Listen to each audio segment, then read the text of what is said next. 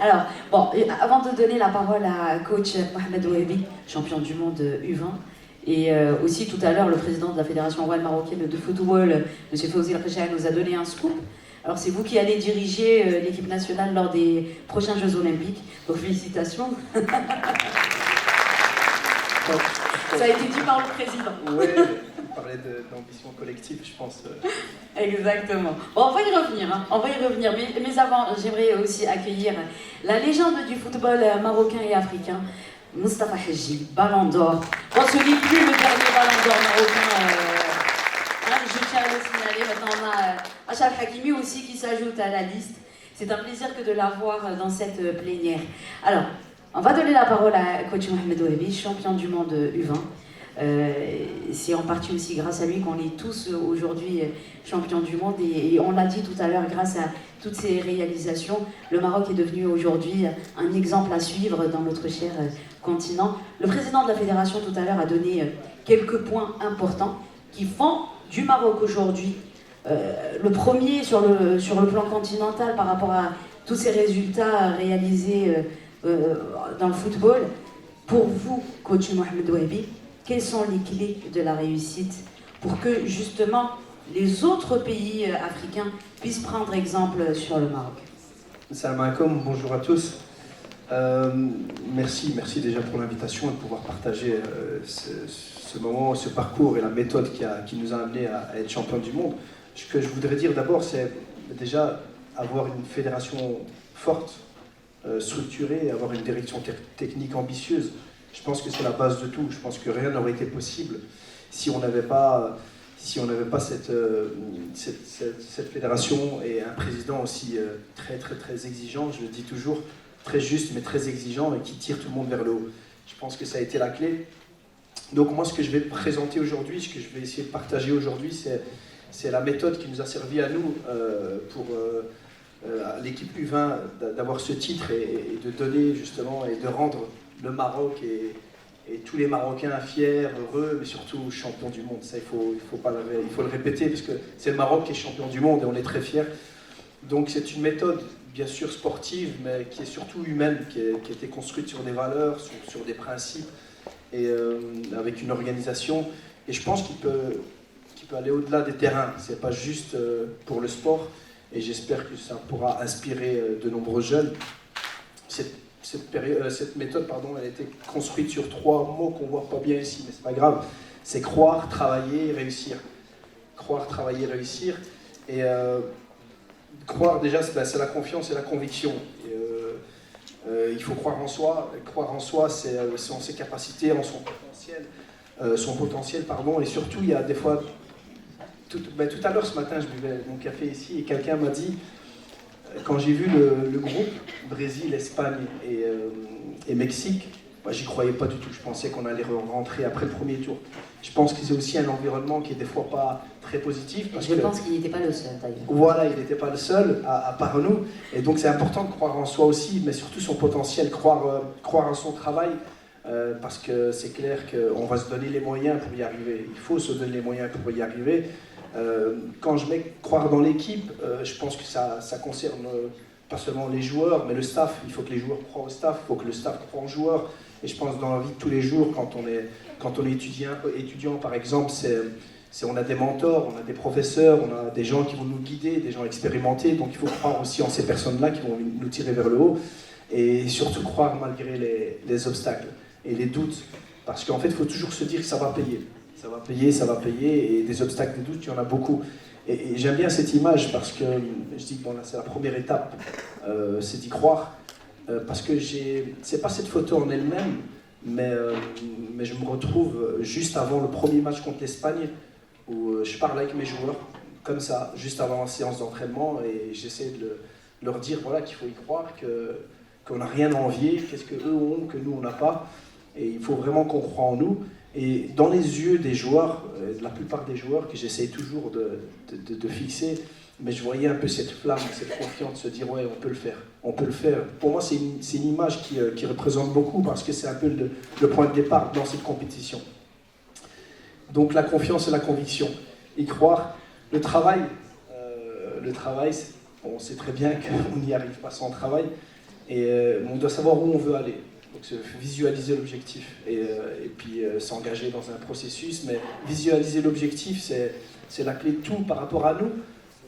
Il faut savoir que j'ai jamais parlé de la Coupe du Monde depuis le début. Donc on a commencé ce projet il y a 2 ans et demi. Jamais je leur ai parlé de la Coupe du Monde. Je leur ai parlé que de la Coupe d'Afrique. L'objectif, c'était gagner le titre en Coupe d'Afrique parce que j'avais pas envie qu'on se disperse non plus. Et le seul moment où je leur ai parlé de la Coupe du Monde, c'est avant le quart de finale. Donc on a joué un quart de finale en Coupe d'Afrique. Si on gagnait, on était en demi-finale. Et si on était en demi-finale, on était dans les 4 équipes qualifiées pour la Coupe du Monde. C'est le moment juste avant, je pense, juste avant de sortir des vestiaires, je leur ai montré une feuille avec la coupe, le trophée, la Coupe du Monde et les pays déjà qualifiés en leur disant voilà, ce match-ci nous permettait de nous qualifier en demi-finale, mais aussi à la Coupe du Monde. Et juste après le match, j'ai pris ce même papier devant les joueurs, je l'ai plié en plusieurs morceaux et plusieurs parties. Pour moi, je l'ai mis dans ma poche en disant voilà, maintenant on met la Coupe du Monde de côté, on pense qu'à la Coupe d'Afrique. Donc c'est important aussi, c'est de visualiser l'objectif, mais pas se perdre non plus. Donc il faut une méthode, bien entendu, comme dans tout. Il faut planifier, organiser, appliquer, évaluer. Ça c'est tous les jours, les entraînements, se remettre en question aussi. Accepter et respecter ce processus. Ça, je pense que c'est l'une des choses les plus importantes. Parce que quand on a un processus, on sait que chaque étape compte. Chaque étape. Et des fois, une étape porte pas ses fruits et produit pas un résultat immédiat. Mais il faut continuer à travailler parce qu'on sait que c'est un processus. Et je donne un exemple, c'est que avant d'aller à la Coupe du Monde, on affronte les États-Unis en Espagne. Et ce stage-là, 3 semaines avant la Coupe du Monde, il est super important parce qu'on sait qu'on doit évaluer tous les joueurs. On doit donner du temps de jeu à tous les joueurs pour savoir à quel niveau ils se trouvent. Et on joue face à une très bonne équipe. Vous le savez tous maintenant que les États-Unis étaient une très bonne équipe, mais nous on le savait avant. C'était vraiment une très très belle équipe. Et on perd le premier match 4-1. Et on a un deuxième match 2 jours après. Le processus, c'est de se dire, c'est prévu de faire jouer tout le monde, et même si on a perdu 4-1, même si c'est juste avant la Coupe du Monde, même si on va être critiqué, on va faire jouer la deuxième équipe, parce qu'on doit préparer, on doit avoir tout le monde. Et donc, c'est surtout ça, c'est important de garder le cap. Et faire ce qui est nécessaire, parce que faire ce qui est nécessaire, c'est bien de travailler, mais il faut aller à l'essentiel aussi. C'est la qualité qui compte. Des fois, aller à l'essentiel, c'est de se dire qu'aujourd'hui, on a besoin de faire ça, on fait ça. On n'a pas besoin de faire 10 000 choses à la fois, sinon on se perd aussi. Donc, le travail donne confiance. Le travail donne confiance, et je pense que moi, ma confiance, elle vient de là. J'ai pas forcément confiance en moi, j'ai confiance au travail que je vais faire tous les jours. Et ça m'apporte beaucoup de confiance. Là, suivant, j'essaye d'appuyer, c'est la réussite. Ok. Mais réussir, c'est déjà c'est un chemin, c'est pas un moment. Une petite anecdote aussi, on a fait un repas avec tout le staff il y a quelques jours et on a parlé de tout. On n'a pas parlé de ce moment où on avait le trophée, où on recevait le trophée, où on nous donnait la médaille en disant voilà, vous êtes les champions du monde. C'est pas ça, on parlait pas de ça. Donc c'est comme quand vous étudiez et que vous avez à la fin votre diplôme, je pense que ce que vous retenez surtout, c'est tous les moments passés, tous ces sacrifices, tous ces moments positifs ou négatifs, mais c'est ces moments-là qui vous font le plus plaisir. Je pense qu'il faut avoir beaucoup de courage parce que les obstacles ne sont pas forcément physiques ou matériels, c'est mentaux, les obstacles. Et je pense on en a parlé tout à l'heure, le fait d'y croire, de se relever, de continuer à travailler, c'est très important. Et puis la question, c'est comment faire mieux ou plus demain. Ça, on a entendu le président tout à l'heure. Et c'est vrai que c'est important parce que le fait de réussir, ça vous propulse, c'est une transition vers un niveau supérieur. Vous êtes dans un niveau supérieur où vous êtes encore plus exigeant parce qu'on attend encore plus de vous. Et je pense qu'il faut avoir beaucoup d'humilité et justement pour avoir cette continuité. Et je vais juste terminer par... mais en fait, les principes qui ont battu... En fait, ça a été les principes fondateurs, c'est des principes pour bâtir justement cette équipe et une culture de la performance. Et on a utilisé ces mots tous les jours. Je pense que si vous demandez aux joueurs, ils vont reconnaître tous ces mots-là. C'est 0 excuse, 0 reproche. c'est que j'avais tendance au tout début, en fait, quand j'ai commencé à voir que beaucoup de joueurs, beaucoup d'adultes dans le staff trouvaient des excuses quand ça allait pas ou reprochaient quelque chose à quelqu'un. C'est ce qu'on a essayé de proscrire. Il n'y avait plus d'excuses, plus de reproches. On a joué des compétitions à la CAN ou même à la Coupe du Monde avec des joueurs qui étaient blessés, avec des absents. Mais on n'a jamais, ou en tout cas moi-même, j'ai jamais parlé de ça. On a été de l'avant et on s'est dit, voilà, on ira avec les joueurs qu'on a préparés. Rester positif aussi, avoir l'attitude toujours positive. Et ça, c'était important de transmettre ça au staff, parce que si vous ne transmettez pas au staff, c'est difficile après de convaincre les joueurs. Une discipline, on a été très strict, trop d'après certains joueurs par moment. Mais ce qui était marrant, c'est qu'ils l'acceptaient aussi, c'est qu'il y avait des amendes pour tout. S'ils venaient manger avec des claquettes, ben, il y avait une roulette et ils pouvaient tomber sur une amende ou sur une tâche. Ce qui était important, c'est quand on a instauré ça, au début, les joueurs se plaignaient un petit peu. Et à la fin, c'est eux-mêmes qui ont augmenté le montant des amendes, en disant « Coach, c'est pas assez, il faut qu'on fasse plus, il faut qu'on mette plus ». Et eux-mêmes ont mis un règlement intérieur. Et je crois que ça a tiré vraiment tout le monde dans une certaine... Ça a accompagné tout le monde dans une certaine discipline et une exigence qui a permis d'être compétitif. Et l'exigence, c'est aussi ça, c'est un joueur qui a 2 kilos en trop, ben, il est plus sélectionné. C'est un rendement aussi qu'il faut avoir, sinon il est plus sélectionné. Beaucoup d'humilité, on a essayé de transmettre ça aussi. La responsabilité aussi, parce que ce sont des jeunes joueurs, mais il faut qu'ils soient responsables, parce qu'on les a de temps en temps, on les a pas tout le temps. S'ils ne sont pas assez responsables en dehors des stages, pour se préparer au mieux, c'est plus compliqué. Le vivre ensemble, il a été très compliqué aussi, parce qu'il faut savoir que les équipes nationales aujourd'hui, ce sont des joueurs qui viennent de différents horizons, différentes langues. Aussi, il y a des joueurs qui viennent de certains pays et qui ne maîtrisent pas toutes les langues. Et je pense qu'on a fait en sorte que tout le monde se mélangeait.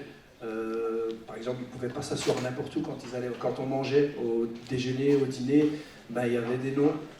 Et ils devaient s'asseoir à côté de quelqu'un de spécifique, quelqu'un qui ne parlait pas forcément la même langue. Ça a créé des vrais liens. Et moi, j'ai une image de 2 joueurs. C'est Anas Mekawi qui joue au FUS et qui parle juste darija et français. Et Adam Boyard qui parle juste espagnol et Rif. Et qui étaient ensemble et qui se mélangeaient, qui parlaient, qui rigolaient. On ne savait pas de quoi ils parlaient, on ne savait pas comment ils parlaient. Mais et voilà, c'est ce qu'on a essayé de créer vraiment. Et donc voilà, l'ambition aussi, la résilience, la confiance. La confiance, c'est important de leur transmettre cette confiance, qu'on croit en eux. À partir du moment où ils respectent tous ces principes-là, il faut croire en eux. Et donc voilà, mais j'espère que ce parcours et cette méthode qui est juste sportive, je le répète, c'est une méthode humaine aussi pour inspirer de nombreux jeunes en dehors des terrains. Et que voilà, qu'avec justement organisation, méthode et conviction, on peut réaliser ses rêves.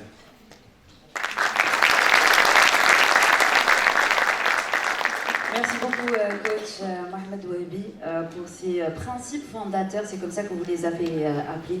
Et je pense que on ne peut pas seulement les appliquer que pour le football ou pour le sport d'une manière générale, mais pour la vie. Parce que c'est très important, tous les points que vous avez abordés aujourd'hui.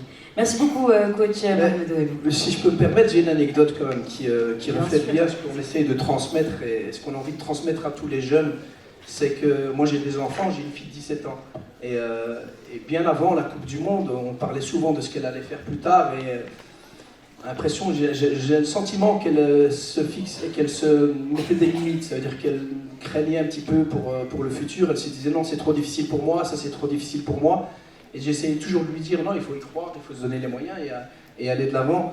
Et je me rappelle que c'est la première chose que j'ai faite, c'est quand on était sur le terrain, on n'avait pas encore reçu la Coupe du Monde, que j'ai appelé ma femme et mes enfants, et c'est ce que j'ai dit à ma fille, il faut y croire.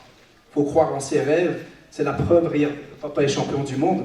Et j'ai pensé tout de suite à ça, parce que pour moi c'est ce qui est le plus important, au-delà du foot. Merci coach Mohamed Wahabi, champion du monde U20.